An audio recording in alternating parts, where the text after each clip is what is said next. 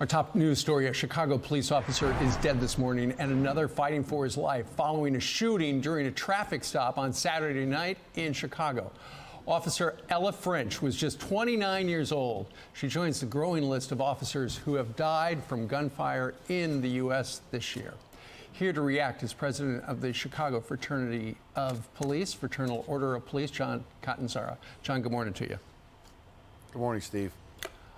This is one of those things that is unfortunately not surprising. It certainly has become less surprising every day in this country. That's the sad reality we're all facing. And it's preventable, isn't it? Well, it certainly is. You know, we say that it's an inherent risk when you decide to be a law enforcement officer, but the reckless policies that are permeating throughout this country make it more and more possible every day, and it's inexcusable and it is avoidable. John, last year there were protests all across the country regarding the killing of George Floyd. A lot of people were talking about defunding the police. The public opinion of police wavered. Where are we now a year later regarding all of that?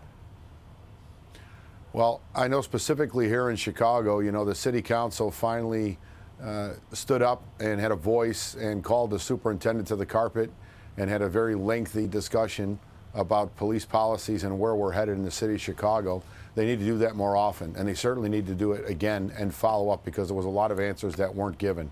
But Ella French was the future of this police department, and this city is less safe because Ella French is no longer with us, because she was murdered by a violent individual that has absolutely been encouraged to do violent things by the people who run this city and state.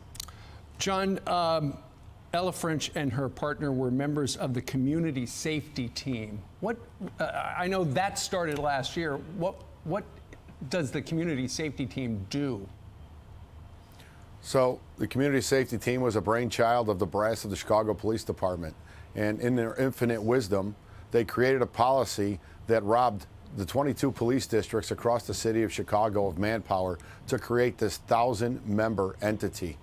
They concentrate primarily on the most violent neighborhoods within the city, but the same neighborhoods where they just took policemen out of the normal rank and file that would be working there on a beat car, and then leaving the beat officers very, very short-handed.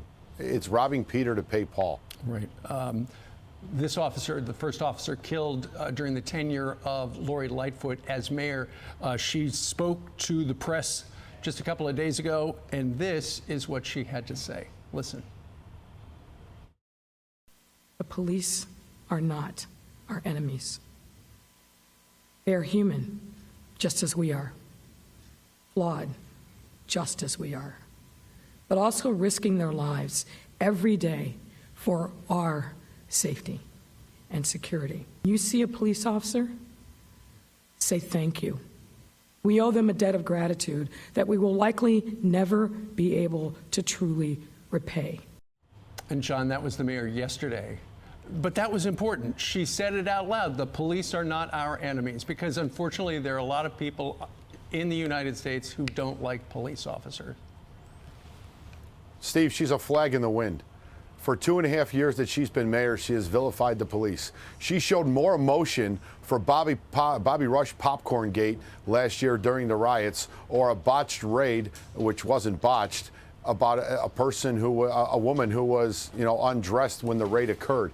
There was more emotion coming from the mayor than there was for this officer, French, that was killed. It's disgusting. And now, because the political climate says the defund policy and the police maybe aren't the enemy, now she has to pivot, and now she has to be our best friend. It's too damn late.